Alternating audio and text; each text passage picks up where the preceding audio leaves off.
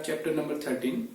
I hope इससे पहले का आपने सारा अपना सिलेबस कवर कर लिया होगा, जितना भी हमने अभी तक इस क्लास 10 से रिलेटेड जितनी भी वीडियोस में हमने किया है।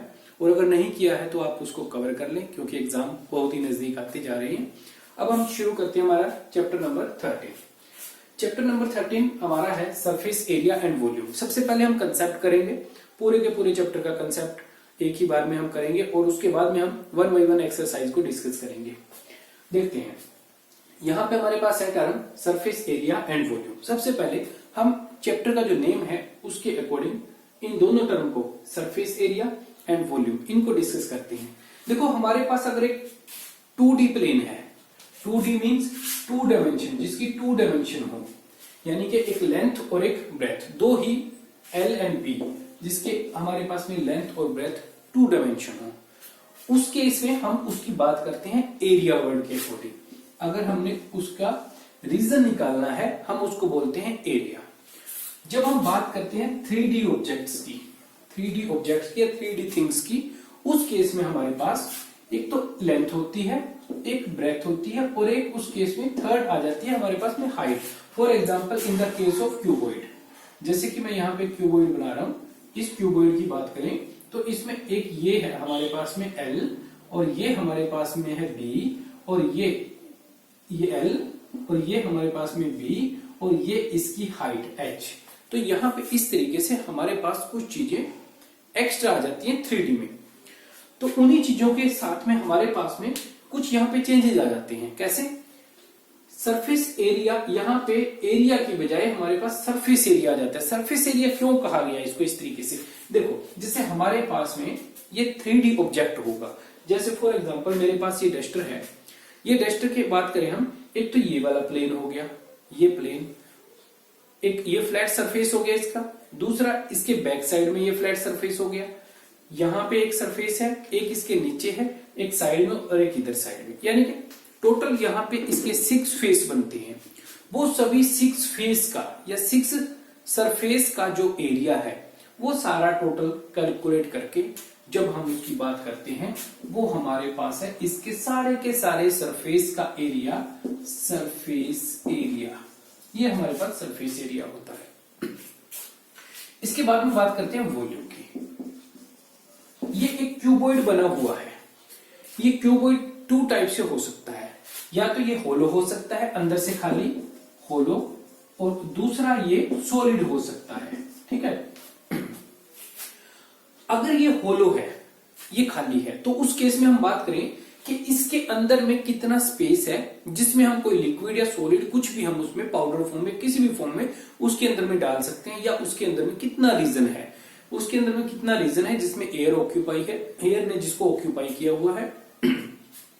तो ये चीजें हैं वॉल्यूम के कंसेप्ट के लिए कि कोई भी जो हमारे पास में कंटेनर या ऑब्जेक्ट या बॉक्स बना हुआ है उसके अंदर में कितना स्पेस है, वो हमारे पास में उसका वॉल्यूम है। सॉलिड की बात करें, सॉलिड के केस में अगर वो ऑब्जेक्ट सॉलिड है, एक ठोस ऑब्जेक्ट है, तो वो किसी मटेरियल से बना हुआ है, वो मटेरियल उसके अंदर में कितना यूज हुआ है, उस मटेरियल का कितना क्वांटिटी है, वो क्वांटिटी को हम यहाँ पे मेजर करते हैं उसके वॉल्यूम में। ये चीजें हम इस चैप्टर में रीड करेंगे। इससे पहले मैं आपको बताऊं, क्लास 9 में जो हमने कंसेप्ट से रिलेटेड चैप्टर नंबर 13 किया था, सरफेस एंड वॉल्यूम का कंसेप्ट, उसमें हमने डिफरेंट ऑब्जेक्ट के सरफेस एरिया और वॉल्यूम की बात की थी। वहां पे हमारे पास में कोई भी एक ऑब्जेक्ट की बात हो रही थी, जैसे एक एक्सरसाइज एक ऑब्जेक्ट के बेस्ड थी, दूसरी एक्सरसाइज दूसरे ऑब्जेक्ट के बेस्ड थी, उनको कंबाइन नहीं किया था। अब हमारे पास 10th में जो है ये 9th क्लास का एक्सटेंडेड वर्जन है। मींस यहां पर आपके पास में जो चीजें आएंगी वो कुछ इस तरीके से आएंगी कि जैसे आपके पास में जो भी ऑब्जेक्ट होंगे उनको कंबाइन कर दिया जाएगा। जैसे कि सरफेस एरिया की बात करें, आपको कह दिया गया कि एक आपके पास में ये क्यूब है और इसी के साइज का एक और दूसरा आपके पास में क्यूब है, यहां पर एक ये दूसरा क्यूब है, और दोनों क्यूब को आपको कह दिया कि इन दोनों क्यूब का सरफेस एरिया या वॉल्यूम बता दिया आपको। फिर कह दिया इन दोनों को ज्वाइन कर दिया है। जब ज्वाइन करेंगे, दोनों को ज्वाइन करने के बाद ये कुछ इस तरीके से बन जाएंगे, देखो मैं यहीं पर इन दोनों को ज्वाइन कर रहा हूं, तो इनको ज्वाइन करने के लिए मैंने यहाँ पे इस तरीके से इनको ज्वाइन कर दिया दोनों क्यूब को।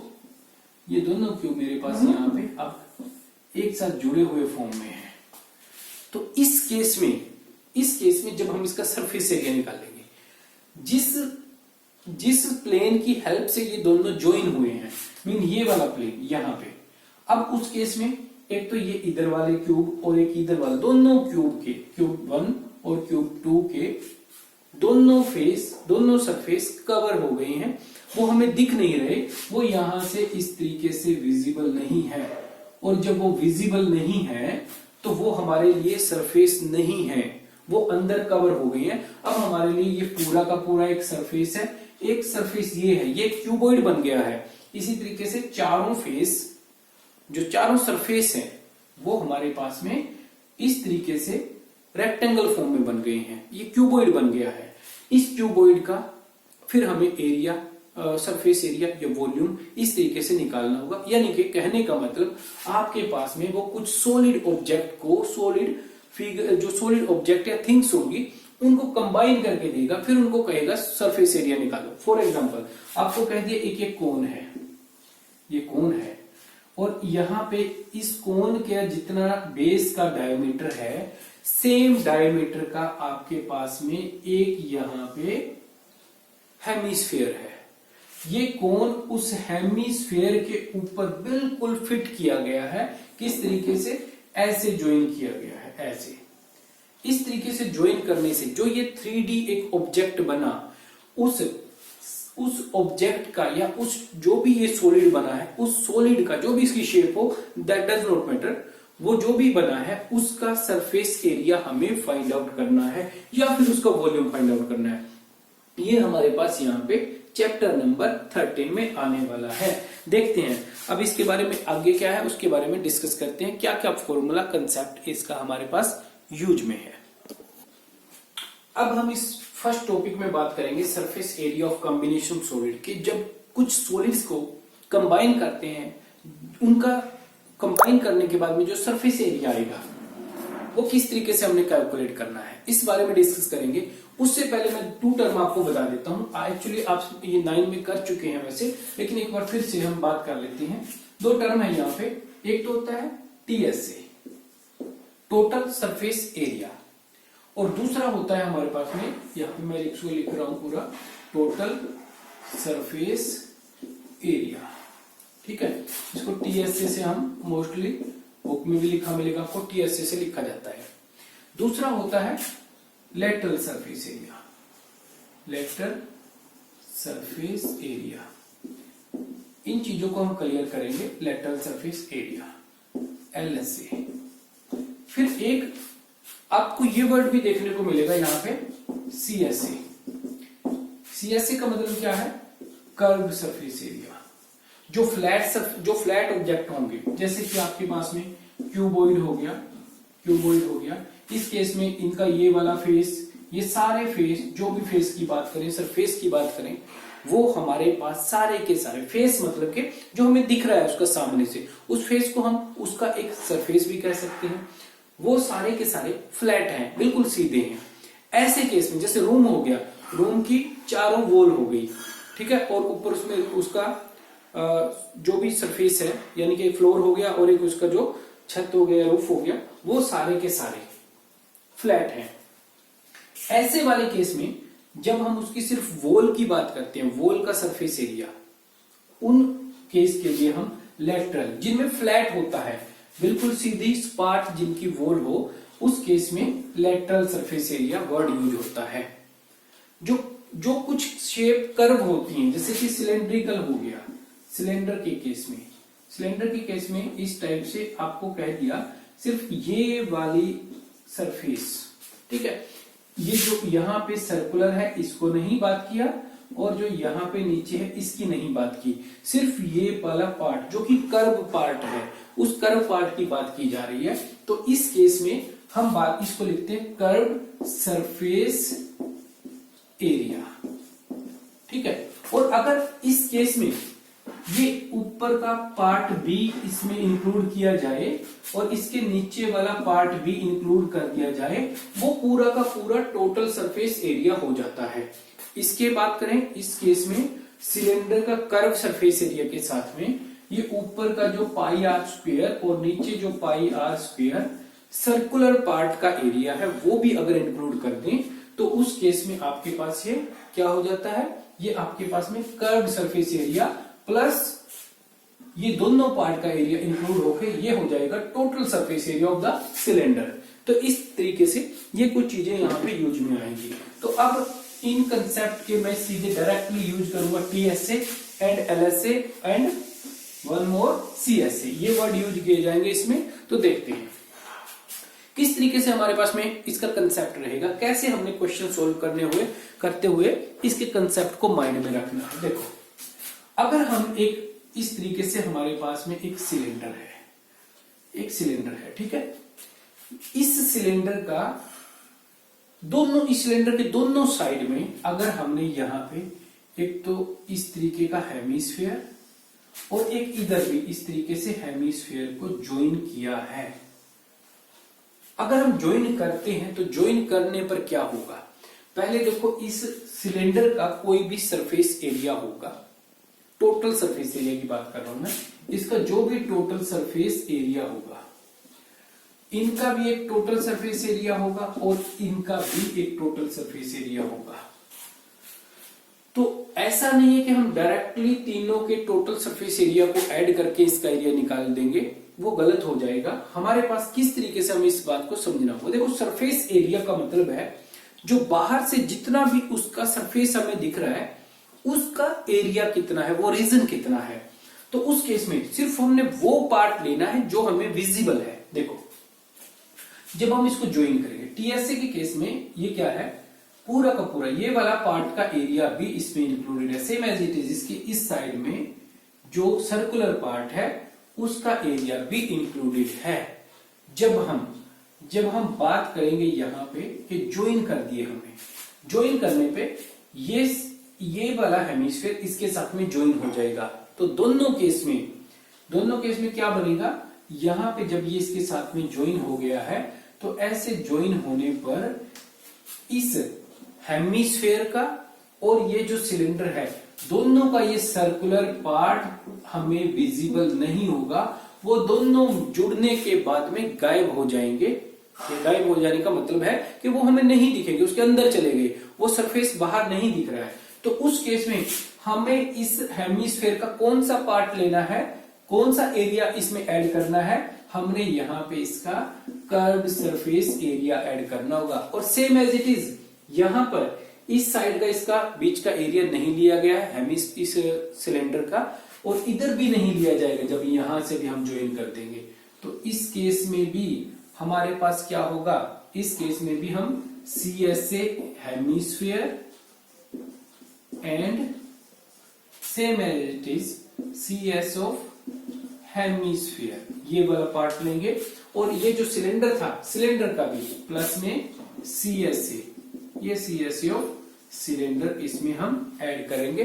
और ऐड करने के बाद में जो हमारे पास में एरिया आएगा वो एरिया होगा TSA, total surface area of ये जो भी सॉलिड बना है, ऑफ सॉलिड, जो भी जिस भी टाइप का ये सॉलिड बना उसका टोटल एरिया होगा। यानी कि सिंपली कंसेप्ट ये कह रहा है कि जो भी हमारे पास में फिगर्स या जो भी हमने ऑब्जेक्ट को ज्वाइन किया, ज्वाइन करने के बाद में जो रीजन, जो सरफेस एरिया उसके कहीं बीच में चला गया है, जो हमें विजिबल नहीं हो रहा, वो वाला पार्ट का एरिया हमने ऐड नहीं करना है, वो माइनस कर देना है। इस तरीके से हमारे पास में ये पार्ट कंप्लीट होगा। तो उसकी तरीके से हम इसके क्वेश्चन को सोल्व कर सकेंगे। जैसे बात करते हैं, ये एक कोन है, इस कोन को हमने रखा है कहां पर, हमने इस कोन को इसके सेम डायमीटर के एक हेमिस्फीयर पे रखा है। उसके बाद में एरिया निकालना है हमें, क्या टोटल सरफेस एरिया होगा। तो उस केस में जब इन दोनों को ज्वाइन किया है हमने, और ज्वाइन करने के बाद में ये इस तरीके से हमें फिगर मिलेगा। और ऐसा मिलने पे आप देखोगे कि जब ये पूरा का पूरा सॉलिड इस तरीके से मिला तो उसमें हमारे पास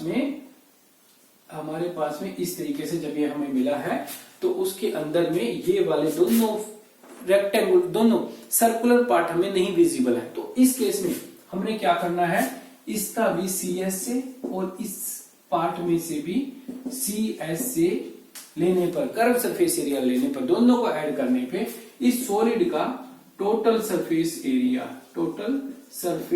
एरिया हमारे पास में आ जाएगा। इसके बाद में एक एग्जांपल की और बात करते हैं कि हमारे पास में एक है क्यूब, हमारे पास में इस तरीके से एक क्यूब है। उस क्यूब के ऊपर में हमने एक, जितना इस क्यूब का साइड का लेंथ है उतने ही डायमीटर का एक इस तरीके से हेमिस्फीयर इसके ऊपर में ऐसे रखा है। ऐसे हेमिस्फीयर हमने इसके ऊपर में रखा हुआ है। ऐसे हेमिस्फीयर रखने पर इसका टोटल सरफेस एरिया क्या होगा। अब यहां से देखो, अब इस केस में दिक्कत क्या आती है, अगर मैं ऊपर वाले फेस की बात करूं तो वो कुछ ऐसा हमें ऊपर से दिखेगा कि एक सरफेस ऐसे, उसके ऊपर में एक सर्कुलर ऐसे पार्ट, सर्कुलर रीजन हमें कवर मिलेगा, लेकिन उसके इधर का ये वाला जो पार्ट है जो यहाँ पे क्यूब के ऊपर में है, ये वाला जो पार्ट है, ये वाला पार्ट भी अलग से दिखाई देगा। तो इसके लिए हमें किस तरीके से इस क्वेश्चन को सोल्व करना होगा, इस टाइप के क्वेश्चन को। तो ऐसे वाले क्वेश्चंस में हमें देखो, ये पूरा का पूरा क्यूबॉइड का सरफेस एरिया ले लेंगे हम, पूरे के पूरे क्यूब का सरफेस एरिया, क्यूबॉइड नहीं, क्यूब का सरफेस एरिया। इस पूरे क्यूब का टोटल सरफेस एरिया हमने लिया TS से क्यूब, ये पूरा का पूरा इसका सरफेस एरिया लिया।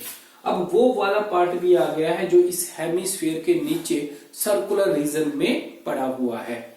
फिर हमने क्या किया, इसमें ऐड कर देंगे हम, ये हेमिस्फीयर का वो पार्ट नहीं ऐड करेंगे, इस हेमिस्फीयर का सिर्फ कर्व सरफेस एरिया।